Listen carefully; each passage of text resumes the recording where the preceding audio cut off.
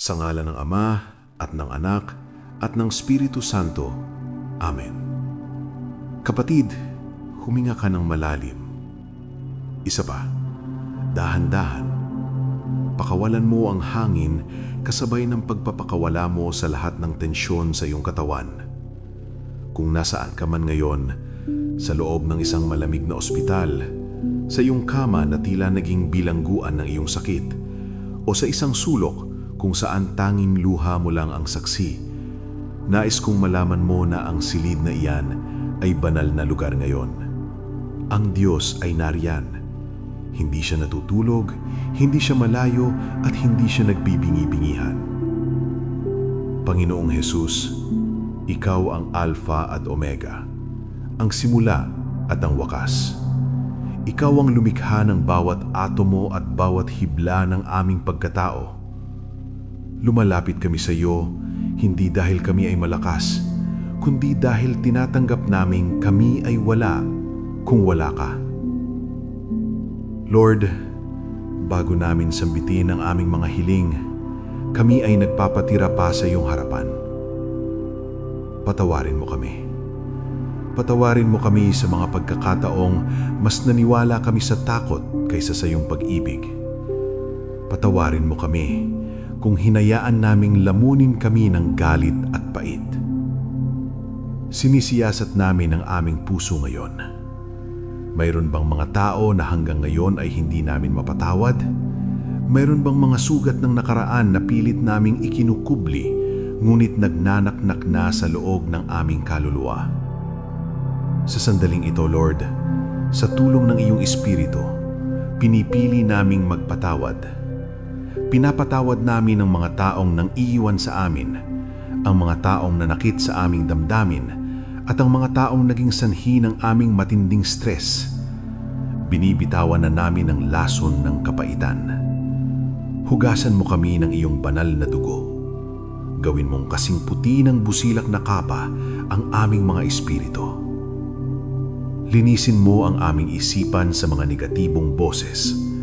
Alisin mo ang boses na nagsasabing, wala ka ng pag-asa, hindi ka nagagaling, o ito na ang katapusan mo. Sinusupil namin ang mga kasinungalingang iyan sa pangalan ni Jesus. Ikaw ang aming pag-asa. Ikaw ang aming katuwiran. Hayaan mong ang iyong banal na kapayapaan ay dumaloy mula sa aming ulo, bumaba sa aming lieg, sa aming mga balikat, hanggang sa maramdaman naming gumaan ang aming buong pagkatao. Lord, ihanda mo ang aming katawan bilang isang malinis na sidlan na handang tumanggap ng iyong milagro. Manatili ka sa amin, Panginoon. Ngayon, Panginoon, isinasagawa namin ang isang espiritual na operasyon. Gamit ang iyong mapagpagaling na kamay, hipuin mo ang bawat organ na may karamdaman. Mula sa utak, ayusin mo ang bawat neurotransmitter, bawat ugat at bawat tissue. Sa mga may tumor o cyst sa ulo, sa init ng iyong banal na apoy, tunawin mo ang mga ito. Iniuutos namin sa bawat pamamaga na humupa.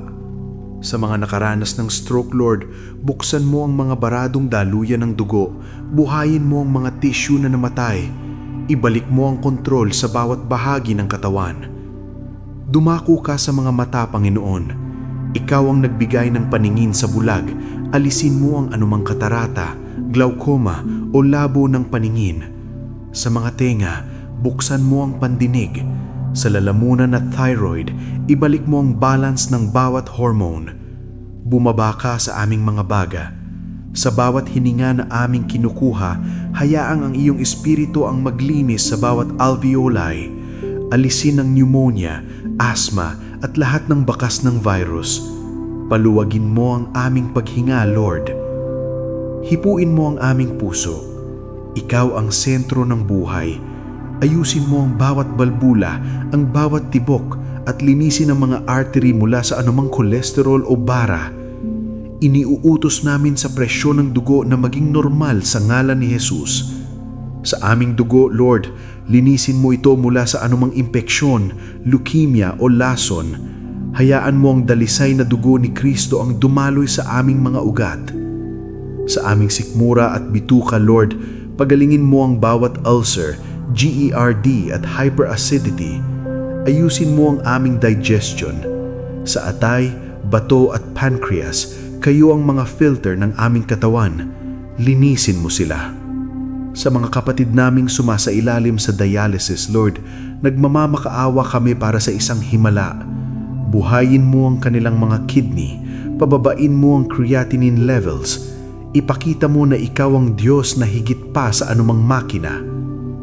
Itinataas din namin ang mga may sakit sa buto, kalamnan at balat. Sa mga may arthritis, rheuma at back pain, padaluyan mo ng iyong langis ang bawat kasuka-suka. Alisin mo ang bawat kirot at pamamaga. Sa mga may sakit sa balat gaya ng psoriasis o allergy, gawin mong makinis at malusog ang kanilang balat gaya ng isang sanggol. Higit sa lahat, Lord, laban sa cancer at lahat ng malalang bukol, inuutusan namin ang bawat abnormal na selula na mamatay. Hindi kayo kabilang sa katawang ito na templo ng Espiritu Santo. Mula sa ugat, kayo ay matuyo at mawala sa ngalan ni Jesus. Lord, palakasin mo ang kanilang immune system upang maging kuta laban sa anumang sakit. Kapatid, huwag kang dumepende sa nakikita ng iyong mga mata o nararamdaman ng iyong katawan. Maniwala ka sa sinasabi ng Diyos. Sa sandaling ito, ang iyong kagalingan ay hindi lamang isang pangako, ito ay isang katotohanan. Tinatanggap namin, Lord, ang iyong salita sa Isaiah 53:5.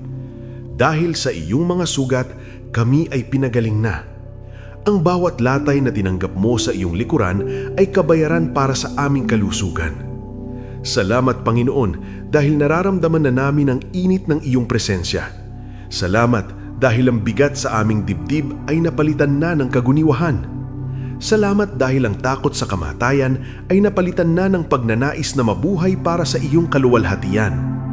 Ipinapahayag namin na ang aming kapatid ay tatayo mula sa banig na iyan. Siya ay lalakad, siya ay tatakbo, at siya ay sasamba sa iyo sa loob ng iyong templo nang walang anumang iniindang sakit. Hindi kami maghihintay sa susunod na check-up bago kami magpasalamat. Ngayon pa lang, Lord, sumisigaw kami ng Victoria, tagumpay sa ngalan ni Jesus. Salamat sa bagong lakas ng mga buto. Salamat sa maayos na pagtulog na iyong ibinibigay ngayong gabi. Salamat dahil ang bawat gamot na iniinom namin ay nagiging instrumento lamang, ngunit ikaw ang tunay na nagpapagaling. Lord, basbasan mo rin ang mga kamay ng mga doktor at nurse na nag-aalaga sa amin. Bigyan mo sila ng karunungan, ngunit higit sa lahat, mananatili ang aming tingin sa iyo, ang aming divine physician. Pagpalain mo rin ang pamilya ng aming kapatid. Alisin ang kanilang pag-aalala at punan ang bawat pangangailangang pinansyal. Hayaang mong ang himalang ito ay maging mitya ng mas malalim na pananampalataya para sa lahat ng makakakita. Salamat, Jesus. Salamat, Ama. Salamat, Espiritu Santo. Ang aming katawan, kaluluwa at espiritu ay iyong-iyo. Mabuhay ka sa aming buhay. Ang lahat ng papuri, pagsamba at pinakamataas na pasasalamat ay sa iyo lamang, ngayon at magpakailanman. Sa makapangyarihang pangalan ni Jesus, ang aming Panginoon at tagapagligtas. Amen at Amen. Panginoon, narito kami sa iyong paanan, sa gitna ng katahimikan ng aming silid at sa gitna ng ingay ng aming mga nararamdaman. Kapatid, sa sandaling ito, nais kong bitawan mo muna ang iyong pakikipaglaban. Iilubog mo ang iyong sarili sa presensya ng Diyos. Ang bawat sakit na iyong iniinda, ang bawat kirot na tila humahati sa iyong katawan. Alam ng Diyos ang lahat ng iyan. Hindi siya bulag sa iyong mga luha na pumatak sa gitna ng gabi. Panginoong Jesus, ikaw ang aming kanlungan. Sa mga oras na ang aming katawan ay tila bumibigay na, ikaw ang aming lakas. Lord, nagsisisi kami sa aming mga pagkukulang. Patawarin mo kami sa mga sandaling nawalan kami ng tiwala, sa mga sandaling mas pinakinggan namin ng takot kesa sa iyong tinig. Ngayon, sa iyong banal na pangalan, linisin mo ang aming mga puso. Kung mayroon mang mga tinik ng sama ng loob na nakatanim sa aming puso, mga pait mula sa nakaraan, mga taong hindi namin mapatawad, hinihiling namin na bunutin mo ang mga ito ngayon. Hugasan mo kami ng iyong banal na dugo mula sa lahat ng dumi ng kasalanan at negatibong emosyon. Tinatanggihan namin ang espiritu ng takot. Tinatanggihan namin ang boses na nagsasabing, ito na ang katapusan mo. Sa sandaling ito, Panginoon, ibinubuhos mo ang iyong banal na langis sa aming isipan. Payapain mo ang aming mga nerbiyos. Alisin mo ang pagkabalisa tungkol sa bukas, tungkol sa bayarin sa ospital, at tungkol sa aming pamilya. Ipinagkakatiwala namin ang lahat sa iyong mga kamay. Hayaang ang iyong kapayapaan nang siyang maghari sa aming buong pagkatao. Lord, ihanda mo kami sa himalang iyong ibubuhos. Kami ay handa na, Panginoon. Sa sandaling ito, Panginoon, inuutusan namin ang bawat bahagi ng aming katawan na sumunod sa iyong banal na disenyo. Jesus, ikaw ang aming manlilikha. Sa iyong salita, ang bawat selula ay nabubuhay. Hipuin mo ang aming sistemang nerbiyos. Mula sa utak hanggang sa dulo ng aming mga daliri, ayusin mo ang bawat electrical signal. Sa mga dumaranas ng panginginig, pamamanhid o paralysis, sa ngalan ni Jesus, muling dumaloy ang buhay. Ibalik mo ang koordinasyon at lakas ng aming mga kalamnan. Hipuin mo ang aming mga buto at kasukasuan. Sa mga may arthritis, osteoporosis at talamak na sakit sa likod, hinihiling namin ang iyong banal na lubrication sa bawat joint. Patibayin mo ang aming mga tuhod, alisin mo ang bawat pamamaga at hapdi. Sa aming gulugod, Lord, ayusin mo ang bawat vertebral na wala sa posisyon. Dumako ka sa aming daluyan ng dugo. Linisin mo ang aming dugo mula sa anumang toxins, virus at bakterya. Iniuutos namin sa bawat puting selula ng dugo na lumakas at labanan ng anumang banta sa aming kalusugan. Sa aming puso, Panginoon, ang makinang nagbibigay buhay, ayusin mo ang bawat balbula. Ibalik mo ang normal na rhythm ng aming tibok. Sa mga may mataas na blood sugar at kolesterol, inuutusan namin ang aming metabolismo na gumana ng maayos sa ngalan ni Jesus. Lord, pumasok ka sa loob ng aming mga organ. Sa aming mga baga, alisin mo ang bawat bara. Ipasok mo ang iyong hininga ng buhay upang ang bawat paghinga namin ay maging maluwag at sariwa. Sa aming sikmura, pagalingin mo ang bawat sugat. Sa aming atay at bato, linisin mo ang bawat filter. Sa mga kapatid naming may sakit sa reproductive system, sa prostate o sa matris, hipuin mo sila ngayon. Tunawin mo ang bawat cyst, myoma at bukol na hindi galing sa iyo. At laban sa espiritu ng cancer, kami ay tumitayo ng may otoridad. Isinusumpa namin ang bawat malignant cell. Matuyo kayo mula sa ugat. Hindi kayo makakapamuhay sa katawang ito dahil ito ay pag-aari ng Diyos. Isinasamo namin ang kabuuang restorasyon ng bawat tissue na nasira ng sakit. At ng Anak at ng Espiritu Santo. Amen. Kapatid, huminga ka ng malalim. Isa pa, dahan-dahan. Pakawalan mo ang hangin kasabay ng pagpapakawala mo sa lahat ng tensyon sa iyong katawan. Kung nasaan ka man ngayon, sa loob ng isang malamig na ospital, sa iyong kama na tila naging bilangguan ng iyong sakit, o sa isang sulok kung saan tanging luha mo lang ang saksi, nais kong malaman mo na ang silid na iyan ay banal na lugar ngayon. Ang Diyos ay nariyan. Hindi siya natutulog, hindi siya malayo, at hindi siya nagbibingi-bingihan. Panginoong Jesus, Ikaw ang Alpha at Omega, ang simula at ang wakas. Ikaw ang lumikha ng bawat atomo at bawat hibla ng aming pagkatao. Lumalapit kami sa iyo, hindi dahil kami ay malakas, kundi dahil tinatanggap naming kami ay wala kung wala ka. Lord, bago namin sambitin ang aming mga hiling, kami ay nagpapatira pa sa iyong harapan. Patawarin mo kami. Patawarin mo kami sa mga pagkakataong mas naniwala kami sa takot kaysa sa iyong pag-ibig. Patawarin mo kami kung hinayaan naming lamunin kami ng galit at pait. Sinisiyasat namin ang aming puso ngayon. Mayroon bang mga tao na hanggang ngayon ay hindi namin mapatawad? Mayroon bang mga sugat ng nakaraan na pilit naming ikinukubli, ngunit nagnanaknak na sa loob ng aming kaluluwa?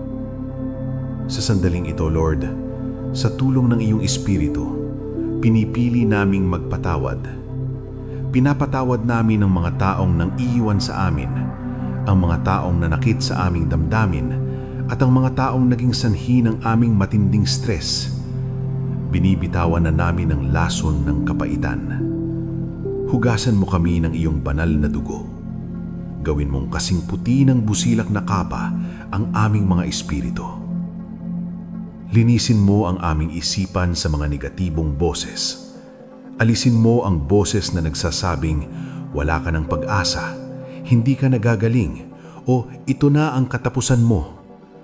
Sinusupil namin ang mga kasinungalingang iyan sa pangalan ni Jesus. Ikaw ang aming pag-asa. Ikaw ang aming katuwiran. Hayaan mong ang iyong banal na kapayapaan ay dumaloy mula sa aming ulo, bumaba sa aming lieg, sa aming mga balikat, hanggang sa maramdaman naming gumaan ang aming buong pagkatao.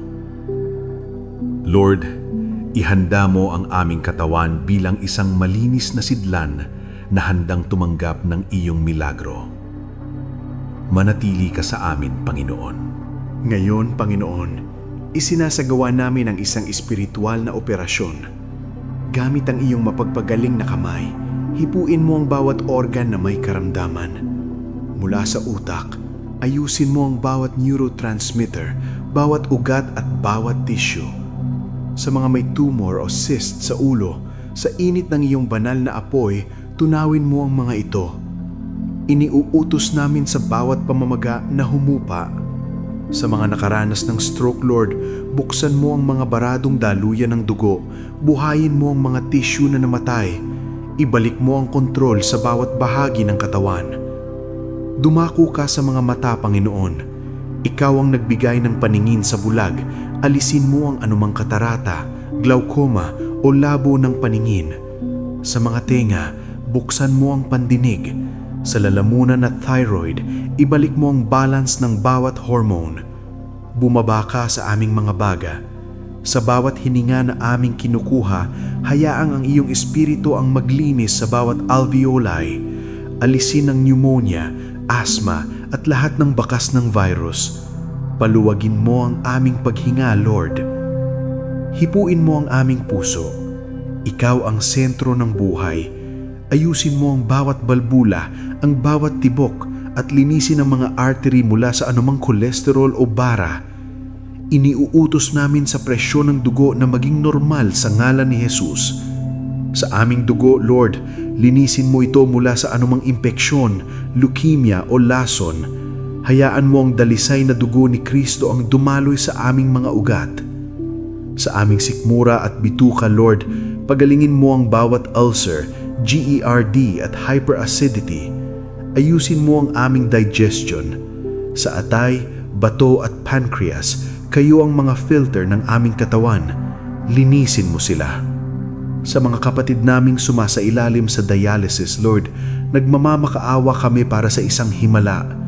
Buhayin mo ang kanilang mga kidney, pababain mo ang creatinine levels.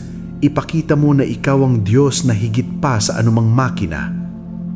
Itinataas din namin ang mga may sakit sa buto, kalamnan at balat. Sa mga may arthritis, rheuma at back pain, padaluyan mo ng iyong langis ang bawat kasuka-suka. Alisin mo ang bawat kirot at pamamaga. Sa mga may sakit sa balat gaya ng psoriasis o allergy, gawin mong makinis at malusog ang kanilang balat gaya ng isang sanggol. Higit sa lahat, Lord, laban sa cancer at lahat ng malalang bukol, inuutusan namin ang bawat abnormal na selula na mamatay. Hindi kayo kabilang sa katawang ito na templo ng Espiritu Santo. Mula sa ugat, kayo ay matuyo at mawala sa ngalan ni Jesus. Lord, Palakasin mo ang kanilang immune system upang maging kuta laban sa anumang sakit. Kapatid, huwag kang dumepende sa nakikita ng iyong mga mata o nararamdaman ng iyong katawan. Maniwala ka sa sinasabi ng Diyos. Sa sandaling ito, ang iyong kagalingan ay hindi lamang isang pangako, ito ay isang katotohanan. Tinatanggap namin, Lord, ang iyong salita sa Isaiah 53:5. Dahil sa iyong mga sugat, kami ay pinagaling na. Ang bawat latay na tinanggap mo sa iyong likuran ay kabayaran para sa aming kalusugan. Salamat, Panginoon, dahil nararamdaman na namin ang init ng iyong presensya. Salamat dahil ang bigat sa aming dibdib ay napalitan na ng kaguniwahan. Salamat dahil ang takot sa kamatayan ay napalitan na ng pagnanais na mabuhay para sa iyong kaluwalhatian. Ipinapahayag namin na ang aming kapatid ay tatayo mula sa banig na iyan. Siya ay lalakad, siya ay tatakbo, at siya ay sasamba sa iyo sa loob ng iyong templo nang walang anumang iniindang sakit. Hindi kami maghihintay sa susunod na check-up bago kami magpasalamat. Ngayon pa lang, Lord, sumisigaw kami ng Victoria, tagumpay sa ngalan ni Jesus. Salamat sa bagong lakas ng mga buto.